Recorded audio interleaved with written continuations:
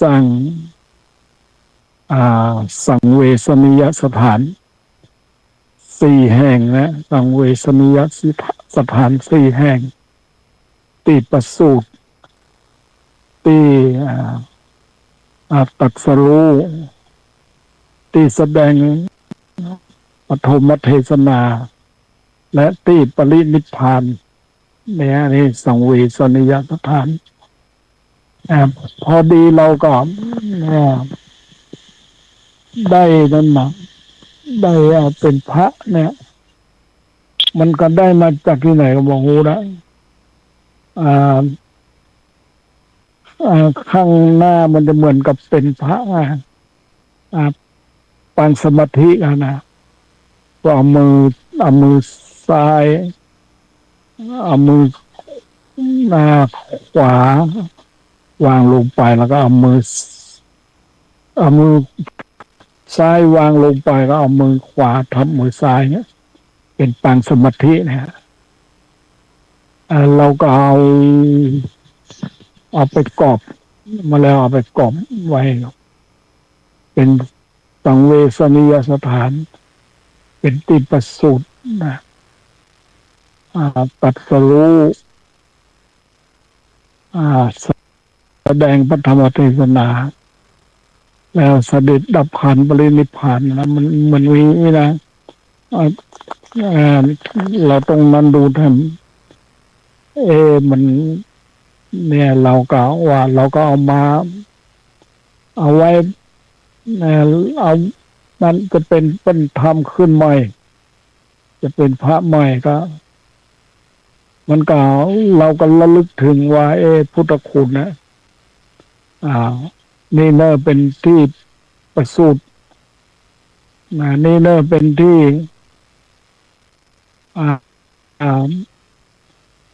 ตรัสรู้นี่เนอะเป็นที่แสดงพระธรรมเทศนานี่เนอะเป็นที่แสดงปรินิพพานเสด็จดับขันธ์ปรินิพพานนะ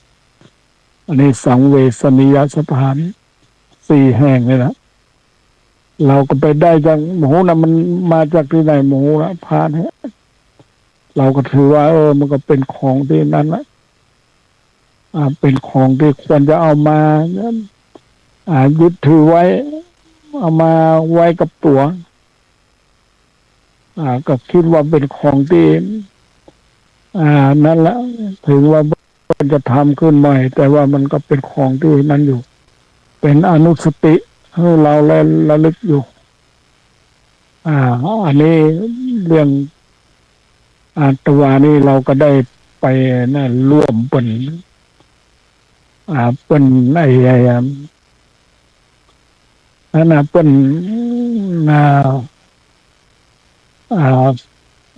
ป็น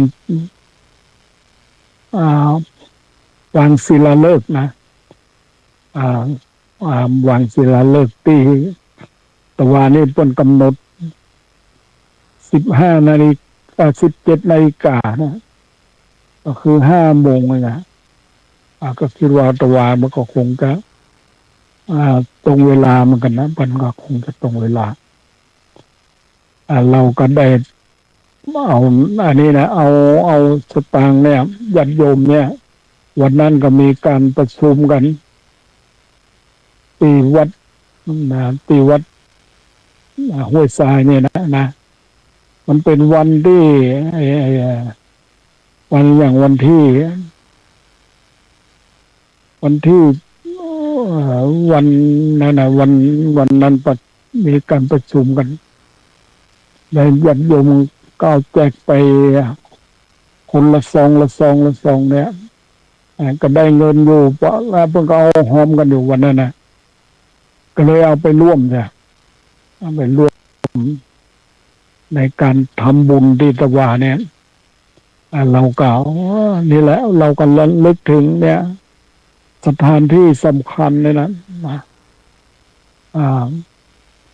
เพราะว่ามันการวางศิลาฤกษ์ประสูตินี่นะก็มีเนี่ยมันมี ตามกำหนดมันมีอำเภอเมืองเนี่ยอำเภอเมืองเชียงใหม่ของเราเนี่ยแล้วก็อำเภอเสมิงนะอำเภอเสมิงแล้วก็อำเภอกัลยาอำเภอกัลยาเนี่ยสามอำเภอเนี่ยเป็นหมายความว่าเอาไปรวมที่เอาไปเป็นจุดของประสูติจุดของพระพุทธเจ้าเนี่ยประสูติแล้วแถมจุดหนึ่งก็คือจุดแสดงพระธรรมเทศนาเนี่ยก็เป็นของเมืองเต้าเนาะของเมืองเต้าของเวียงแหงของเชียงดาวก็เนี่ยตัววานี่นะมันเป็นต้องนี่แหละเมืองเต้าเวียงแหงเชียงดาวเนี่ยหรือว่าอันนี้มันก็เวียงแหงอันนี้ก็เนี่ยนี่เป็นจุดหนึ่งนะตัววานี่มันมีสองที่ด้วยกันคนทำเวลาไล่เลี่ยกันตัวนี่นะเราก็ได้ไปตัวนี้เราก็รู้สึกว่าเดินนะคนเดินจากที่วางศิลาฤกษ์ของที่ประสูติแล้วก็ก็จะเดินไปทางต้นนะต้องข้ามไปทำสังเวชนียสถานคือที่ตรัสรู้นะข้ามไปทางด้านเหนือบนนะก็ไปทำการเดินเรานี่แหละรู้สึกว่าตัวเนี่ยมันก็เดินก็ค่อนข้างจะเรานี่มันก็เดินพยายามเดินนะแต่ว่ามันก็เหนื่อยเหลือเกินนะตัวนี้ก็เลยเดินบัดตันเพื่อนกรรมตัวนะต้องไปท้ายเพื่อนนึกถึงพุทธพุทธกัตพุทธพจน์พุทธกถาเนี่ยว่าทางโยชน์หนึ่งนะมันเน็ดลาตีนะมันยาวนานสำหรับคนที่นอนบหลับเนี่ยแล้วก็ทางโยชน์หนึ่งมันเหน็ดเหนื่อยสำหรับคนที่มันเหน็ดมันยากสำหรับคนที่เหน็ดเหนื่อยเมื่อยล้าทางโยชน์หนึ่งนี่นะมันยากสำหรับคนที่เหน็ดเหนื่อยเมื่อยล้าเนี่ยถ้าคนเหน็ดเหนื่อยเมื่อยล้ามันก็เดินไปคำเดียวมันก็ถึงแล้วสำหรับคนที่เหน็ดเหนื่อยเมื่อยล้าก็รู้สึกว่ามันยากลำบากอยู่ถึงแม้มันจะบักไกลแต่ว่ามันมีกำลังทางโยชน์หนึ่งเนี่ยมันยากสำหรับคนที่เหน็ดเหนื่อยเมื่อยล้าแล้วก็สังสารวัฏยาวนานสำหรับคนที่บรรลุพระสัทธรรมนะสังสารวัฏเนี่ยมันยาวนานสำหรับคนที่บรรลุพระสัทธรรมอันนี้คือว่าเนี่ยมันอุปสัทธรรมนั่นก็คือบรรลุคำสั่งสอนขององค์สมเด็จพระสัมมาสัมพุทธเจ้าบรรลุจากทุกข์ บ่รู้จักเหตุของทุกข์บ่รู้จักความดับทุกข์บ่รู้จักข้อปฏิบัติถึงความดับทุกข์นี่สังสารวัฏยาวนานสำหรับคนที่บรรลุพระอรหัตธรรมเนี่ยอันนี้เราก็ต้องนั่นดูเนี่ยคือว่าเนี่ยถ้าเนี่ยมันก็เนี่ยคนเราถ้ามันมัวเมาลงไหลมัวแต่เพลิดเพลินอยู่ในกามคุณเนี่ยมัวเพลิดเพลินในรูปในเสียงในกลิ่นในการลิ้มรสในการถูกต้องโผฏฐัพพะเนี่ยเรียกว่าเป็นผู้ที่เพลิดเพลินในกามารมณ์อยู่กับติดอยู่ในกามารมณ์เมื่อมันติดอยู่กับมันก็บ่รู้จักนั่นแหละบ่รู้จักจุดหมายปลายทางอันนี้เรียกว่าเรานั้นมันติดอยู่ในกามารมณ์ในดูในรูปในเสียงในกลิ่นในการลิ้มรสในการถูกต้องโผฏฐัพพะเนี่ยอันนี้แล้วผู้ที่เราจะบ่าวให้ติดอยู่ในนั้นจะทำอย่างไรบอกให้ติดอยู่ในเนี่ยอารมณ์เนี่ยในรูปในเสียงในกลิ่นในการลิ้มรสในการกระทบโผฏฐัพพะและรู้ธรรมารมณ์ด้วยใจแต่อารมณ์ทั้งห้านี่นะ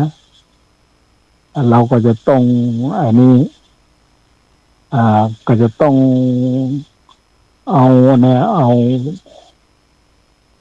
หลักคือสติปัฏฐานสี่นี่แหละเป็นว่าสติปัฏฐานสี่สัมมัปปทานสี่อิทธิบาทสี่อินทรีย์ห้าพละห้าโพชฌงค์เจ็ด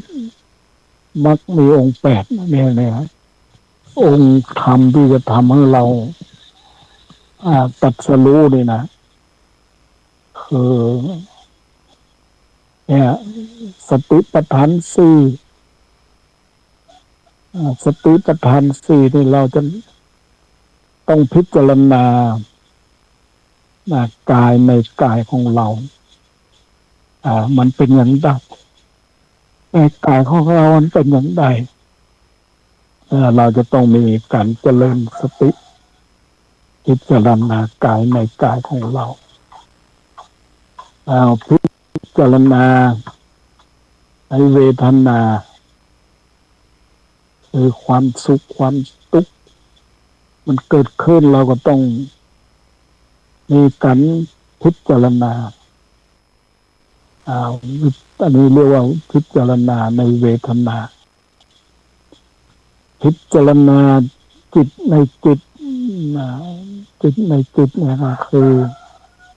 ว่าจิตเราต้องมองดูจิตของเราเนี่ยมันมีความโลภหรือ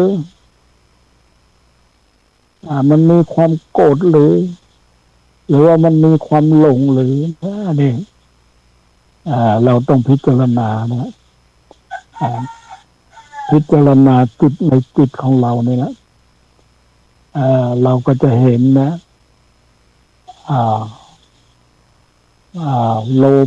โลภะความมันเป็นยังไงมัน ก็มีความจะว่าแล้วก็มันมีความอยากนะโลภะพิจารณาในโลภะพิจารณาในความโกรธเนี่ยเอาความโกรธเนี่ยมันบ่พอใจนะนั่นอยู่อันนี้พระเจ้านี่เราก็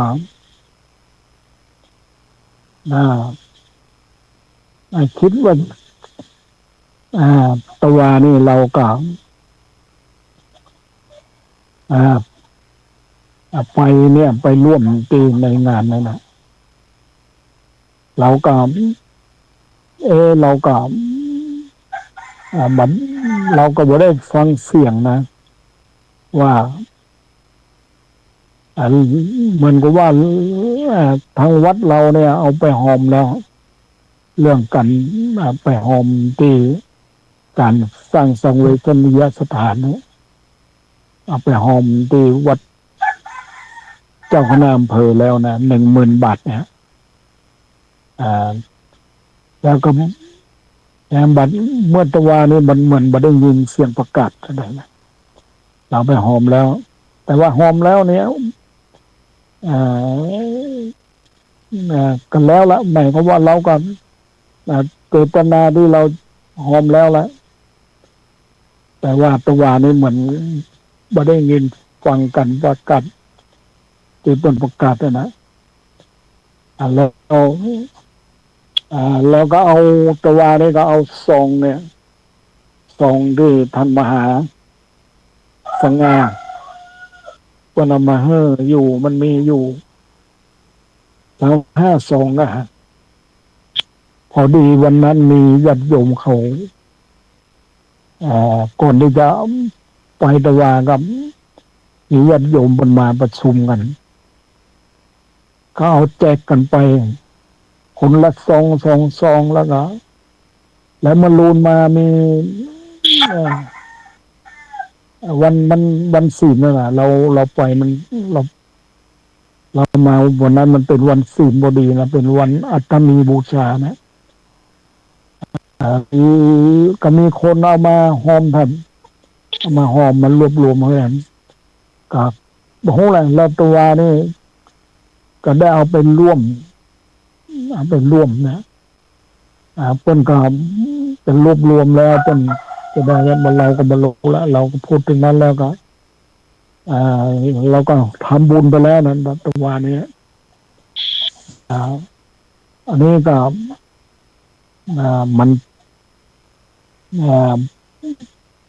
เราก็ว่ามันไม่ได้ยินเขาประกาศเนี่ยหมายความว่าเราก็ทำไปแล้วนะแต่จริงแล้วมันก็พูดถึงนั้นแล้วมันก็ทำไปแล้วมันก็ได้บุญแล้วเราเจตนาที่เราเสียสละไปแล้วเราก็ว่าอะไรอย่างแล้ว แต่ว่ามันอยู่นะเอาวัดอื่นเป็นมันก็เป็นประกาศว่าวัดนั้นวัดนี้ตรงนั้นตรงนี้นะแต่ว่าวัดเรายังไม่ได้ยินชื่ออย่างนั้นอย่างนี้แต่ว่านี่มันก็แต่ว่านี่เรามาเจ้านี้เลยก็เลยจะโทรถามท่านมหาสง่าเพราะวัดตะวานี่กับปะกันเหมือนกันนะแต่ว่าไม่ได้อู้กันก็ว่าก็จะโทรถึงเนี่ยเรื่องอะไรการที่เราทำบุญแล้วเนี่ยแต่จะได้ก็ตามเนี่ยเราก็เนี่ยเราบาปทำไปก็เพื่อว่าเราจะทำให้มันบาปติดข้องอะไรอย่างต่างๆเนี่ยทำไปแล้วก็แล้วไปแล้วก็เป็นอย่างใดกันเป็นเรื่องของเปิ้นหน้าที่ของเปิ้นนะคิดว่าอย่างนี้ก็มันก็เป็นที่สบายแล้วอย่างหมู่ที่เป็นทำกันนะมันก็เป็นจำนวนมันจะน้อยนะที่เปิ้นไปทำกันนะเรา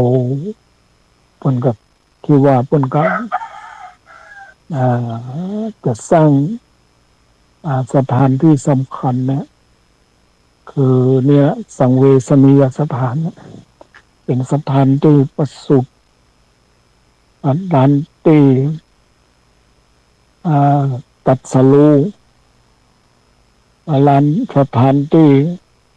แสดงพระธรรมเทศนา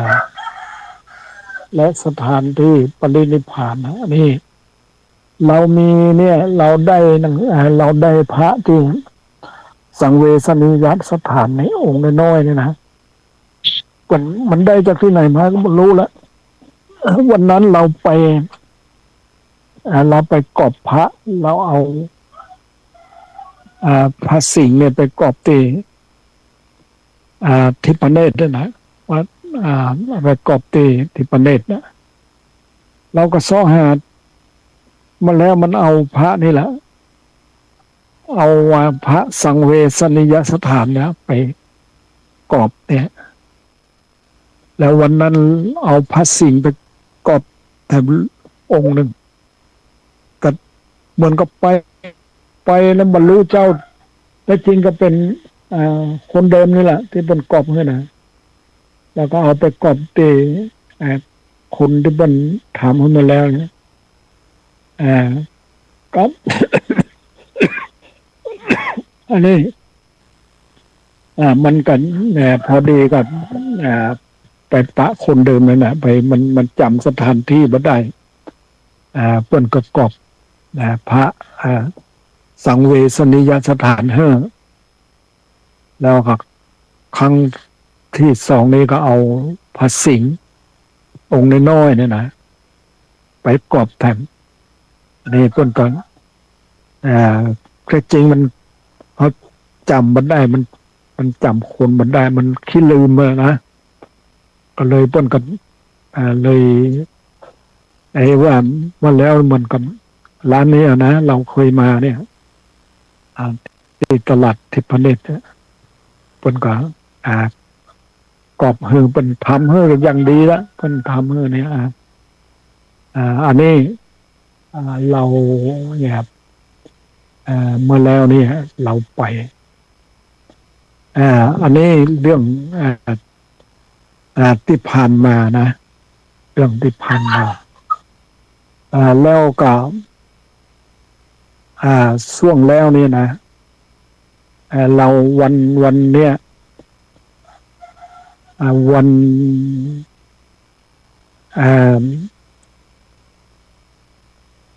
ตะวานี่นะ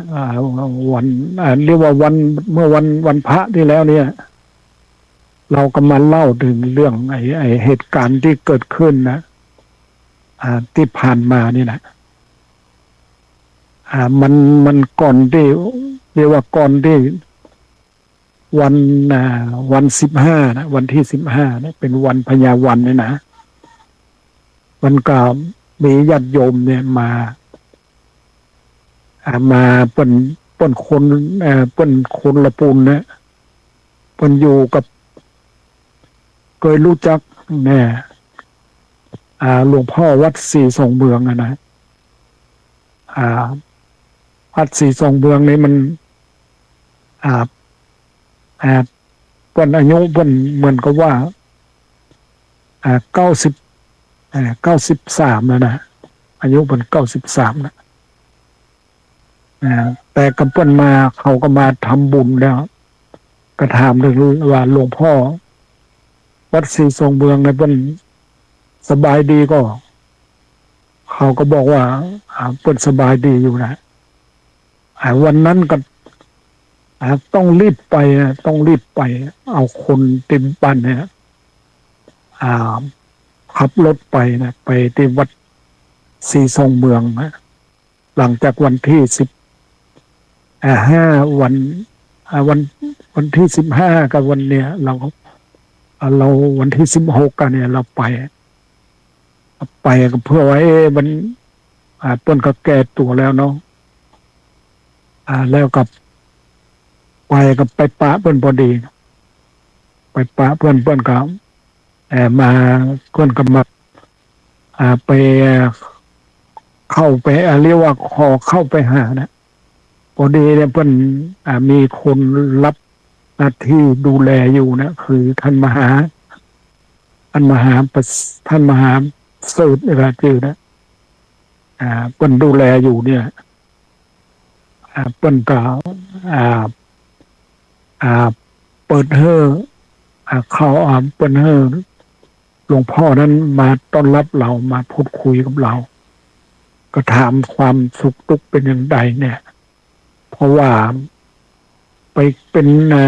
พระหน่วยพัฒนาการทางจิตรุ่นเดียวกัน รุ่นที่6เนี่ยที่จิตตภาวันเนี่ยเมื่อปะกันเนี่ยก็รู้สึกว่าทักทายกันอยู่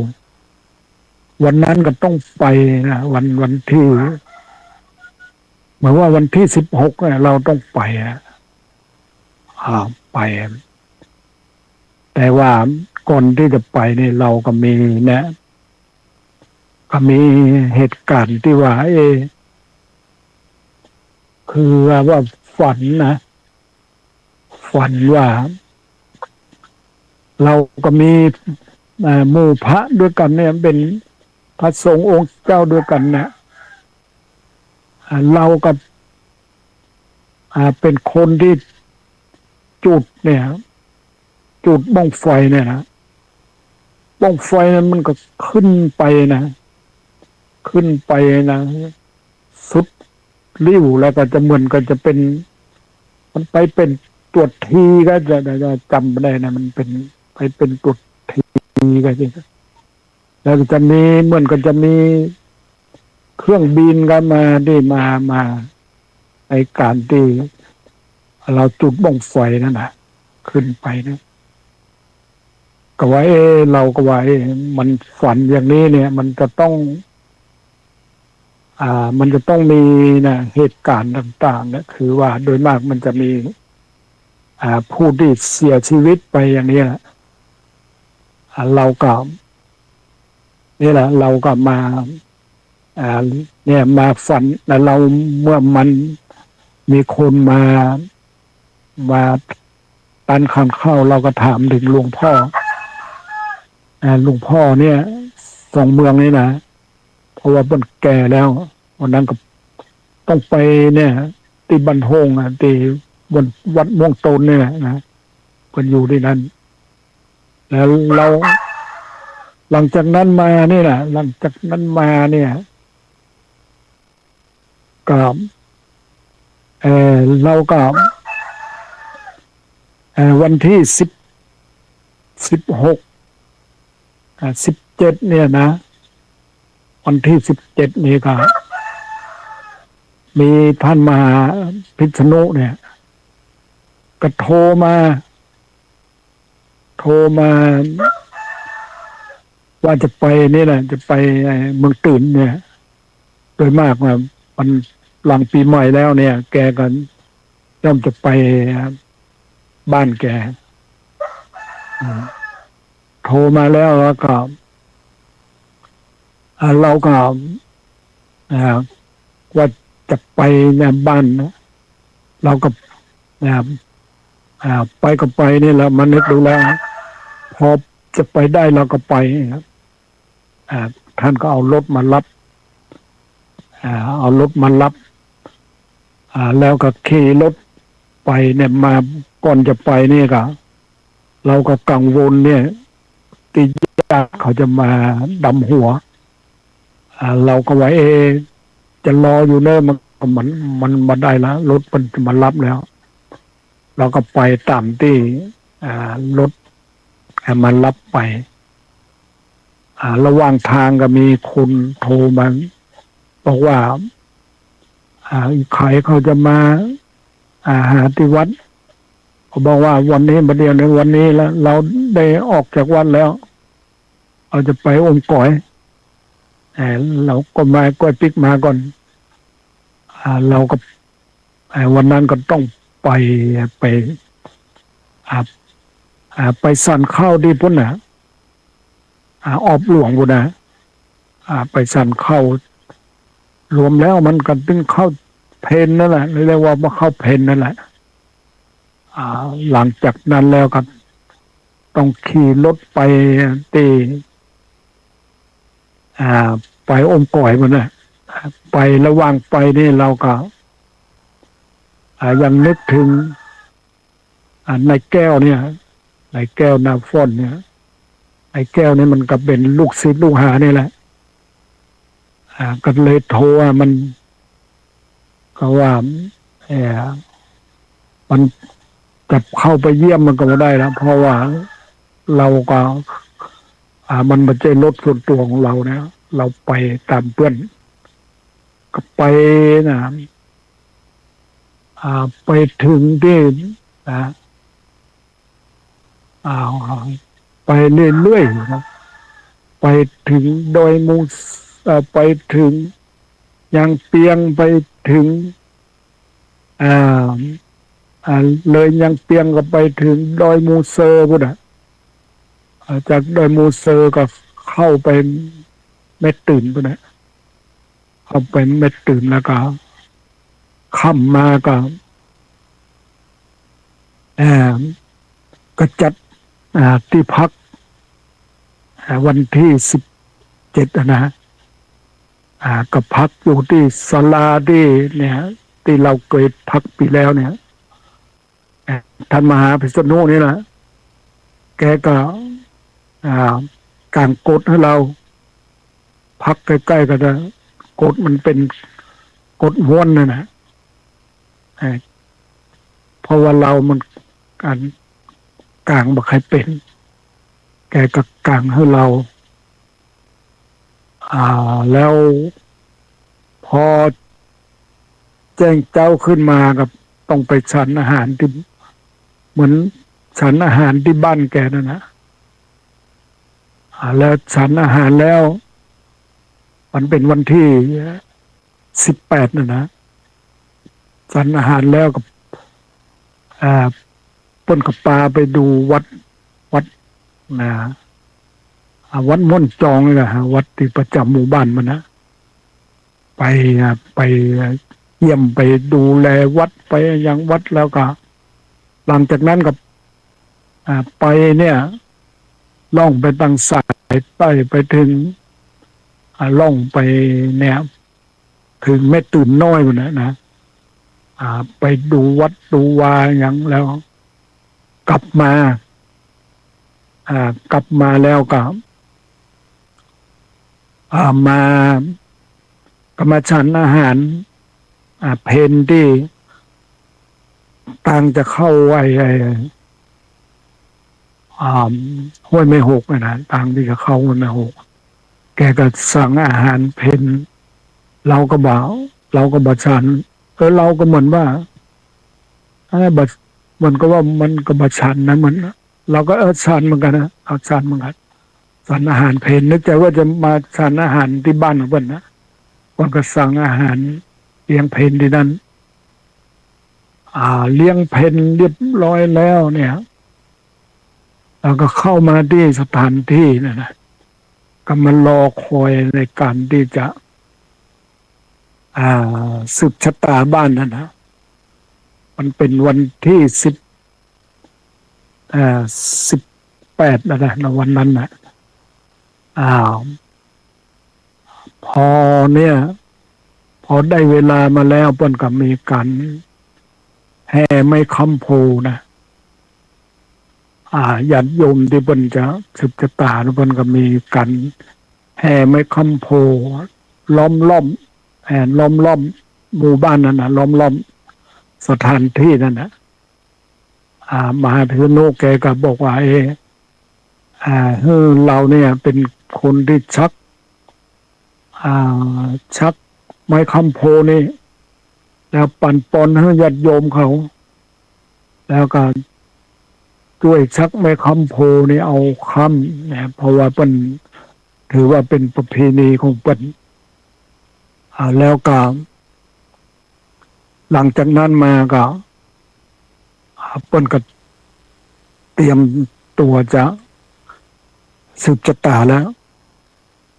การสืบชะตานี่เปิ้นจะทำเป็นแตะนะเอาสารเป็นแตะนี่เปิ้นจะเอาเป็นรูปอย่างต่างๆเนี่ยเอามาใส่ในแตะเนี่ยแล้วก็จะเอาเข้าแคบเข้าแตนอะไรอย่าง ใส่อยู่ในแตะนั้น จะทำอยู่สี่แผงเอาไปสี่ทิศเราก็เนี่ยเราก็ว่าเราก็ถามเนี่ยท่านมหาพิษณุว่าอันนี้เป็นทำสี่ทิศนี่นะเราก็บอกว่ามันตรงนั้นนะสี่ทิศนี่เราก็บอกว่าหนึ่งทิศบุรพาเนี่ยทิศบุรพาเนี่ยระลึกถึงพระพุทธเจ้าอัญญากลทัญญะเนี่ยเป็นผู้ดวงตาเห็นธรรมเป็นองค์แรกเนี่ยเป็นพระอรหันต์เนี่ยนะสำหรับคนเกิดวันจันทร์เนี่ยระลึกถึงทิศบุรพาหรือทิศเบื้องหน้าเนี่ยแล้วก็ทิศทักษิณก็ระลึกถึงพระสารีบุตรเป็นอัครสาวกเบื้องขวาของพระพุทธเจ้าเนี่ยระลึกถึงพระสารีบุตรอันนี้สำหรับคนวันเกิดวันพุธแล้วก็ถัดมาแดมระลึกทิศตะวันตกก็ระลึกถึงพระอานนท์เนี่ยพระอานนท์นี่ก็เป็นผู้ติดตามพระพุทธเจ้าแล้วก็เป็นผู้ทรงพระไตรปิฎกก็ว่าได้นะเพราะว่าพระพุทธเจ้าแสดงธรรมที่ไหนพระอานนท์นี่จะต้องจดจำไว้หมดอันนี้แล้วทิศปัจจิมเนี่ยทิศตะวันตกเนี่ยระลึกถึงพระอานนท์แล้วทิศเหนือเนี่ยเราก็ระลึกถึงพระโมคคัลลานะเนี่ยพระโมคคัลลานะเป็นผู้ที่มีฤทธิ์เหาะเหินเดินอากาศจะไปนรกจะไปสวรรค์จะเอาข่าวนรกเอาข่าวสวรรค์มาแจ้งให้กับพระพุทธเจ้าแล้วทำให้พระพุทธศาสนาของเรานี่มีความเจริญขึ้นอันนี้ทิศใหญ่ๆทิศสำคัญนะที่วันนั้นเราก็บอกว่าอันนี้สี่ทิศเนี่ยเราต้องระลึกอย่างนี้แหละระลึกถึงพระอัญญากลทัญญะพระสารีบุตรพระอานนท์แล้วก็พระโมคคัลลานะนี่สี่ทิศนี่ถ้าเป็นแปดทิศเนี่ยก็ระลึกถึงทิศอีสานเนี่ยก็คือระลึกถึงพระราหุลนี่ก็เป็นลูกของพระพุทธเจ้าที่พระพุทธเจ้าเป็นมอบเนี่ยอริยทรัพย์ให้กับลูกของเพิ่นเนี่ยเป็นเอาอริยทรัพย์จะไปขอทรัพย์กับพระพุทธเจ้าพระพุทธเจ้าว่าควรจะได้รับอริยทรัพย์ทิศอีสานนี่ระลึกถึงพระราหุลและทิศอาคเนย์ก็ระลึกถึงพระมหากัสสปะพระมหากัสสปะนี่ก็เป็นผู้ทำสังคายนาเป็นผู้ทำให้มีการทำสังคายนาทิศอาคเนย์และทิศหรดีก็ระลึกถึง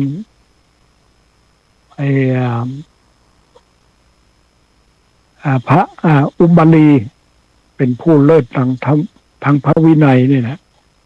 อุบาลีและทิศพายัพก็ระลึกถึงพระขวัมปติพระขวัมปตินี่ก็เป็นพระอรหันต์องค์หนึ่งนะสามารถที่จะกั้นน้ำมาอย่างต่างๆที่บ่ให้น้ำมันไหลหลากอย่างต่างๆเนี่ย อันนี้ทิศถ้ารวมแล้วก็เป็น8 ทิศนะเราก็วันนั้นเราก็ได้พูดถึงเนี่ยพระอรหันต์8 ทิศเราก็พูดถึงในการที่จะในการนั้นแล้วในการสวดสุจจตาอย่างแล้วเราก็ก่อนที่จะเฮิ่มปอนนั้นเราก็ต้องกล่าวถึงเรื่องไอ้นี้บุคคลที่จะมาบุคคลที่มาร่วมในวันนั้นนะที่ไองานที่สุจจตาของนั่นแหละแล้วก็มีพ่อหลวงคนหนึ่งนะพ่อหลวงนี่เป็นว่าพ่อหลวงรอสูพ่อหลวงรออีกครับพ่อหลวงรอสูครับพ่อหลวงรอสูอายุในอายุ91 ปีแล้วนะก็ว่าพ่อหลวงรอสูนี่ก็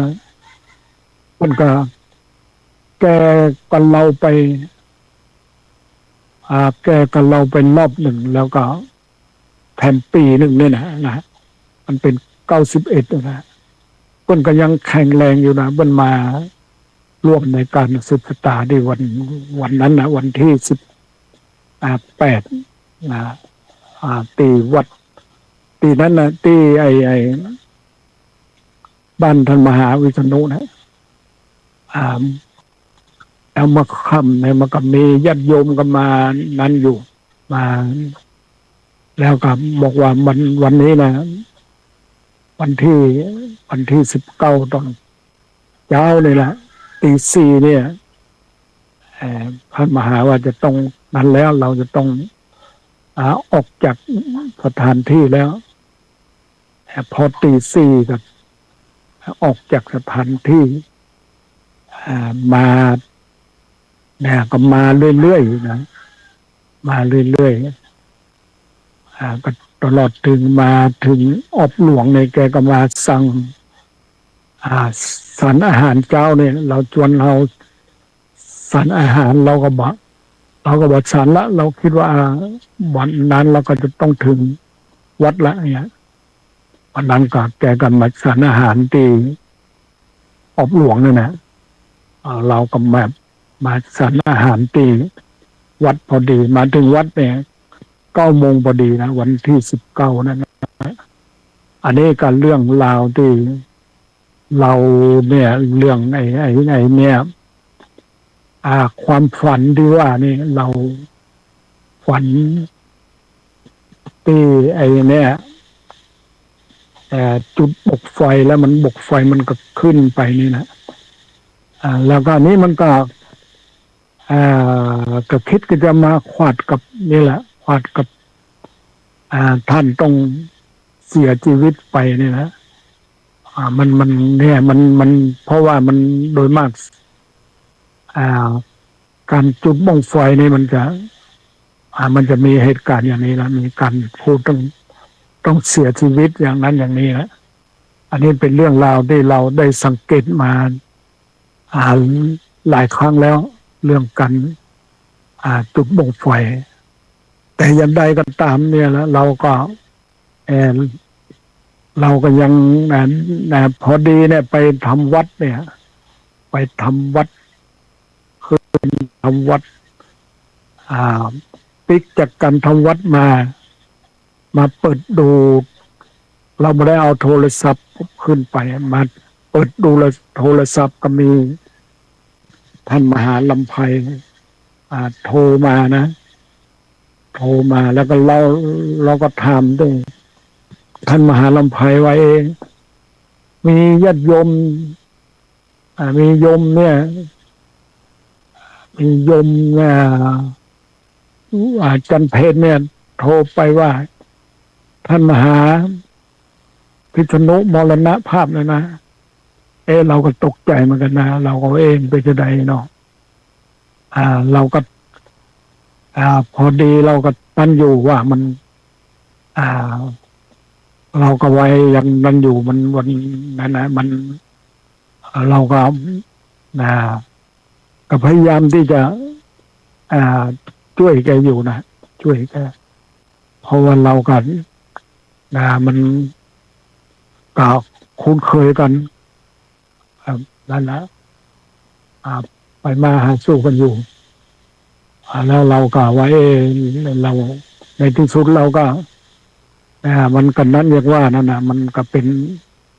อ่าสิ่งที่อ่า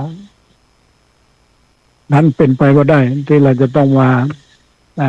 ช่วยกันเนี่ยเพราะว่ามันก็พยายามที่จะช่วยกัน แต่ว่ามันช่วยกันมาได้อันนี้ก็เป็นเรื่องราวที่เหตุการณ์ที่ผ่านมานะวันนี้ก็เลยมาเล่าในการออกอากาศวันนี้ฮะคือยังใดก็ตามแต่แล้วก็มันเราก็เนี่ยแกกันนั้นอยู่นะแกกับบางทีแกก็ว่าเรานี่แหละไปบ่ไหวนะมาแล้วเนี่ยไปทุ่งหัวจางนะอ่าไปไปลงไปจะไปทาอาจจะไปปัสสาวะที่ข้างวัดนะดีมันข้างวัดมันมีทุ่งนาอยู่เราก็เดินไปก็ไปมันน้องห้องเมืองนะมันมีไม้มันมีสะพานเล็กๆนะเราก็เลยปัสสาวะที่ไอ้ห้องเมืองนั่นแหละแล้วมันปเลิดปล้านลงไปห้องเมืองนะแล้วก็มันขึ้นมาได้นะขึ้นมาได้ก็มีเอาคนที่นั่นนะคนที่ติดตามนะไปติดตามเอาเราเนี่ยจนไปเฟือเอาเราขึ้นมาจากห้องเมืองได้แกก็ว่าเราเนี่ยมันกันอยู่นะว่าค่อนข้างมันมันบอกพอแข็งแรงกันนะเราก็เขาก็พยายามช่วยเราอยู่ตอนไปที่ทุ่งหัวจางนะเอาละวันนี้ก็เรามาพูดเรื่องเล็กๆน้อยๆที่ผ่านมาวันนี้ก็ได้เวลาแล้วก็ขออนุโมทนากับท่านพระครูวิศวัตรพระครูปริยัติและท่านผู้ฟังทั้งหลายก็ขอให้มีความสุขความเจริญโดยทั่วหน้ากันขออนุโมทนา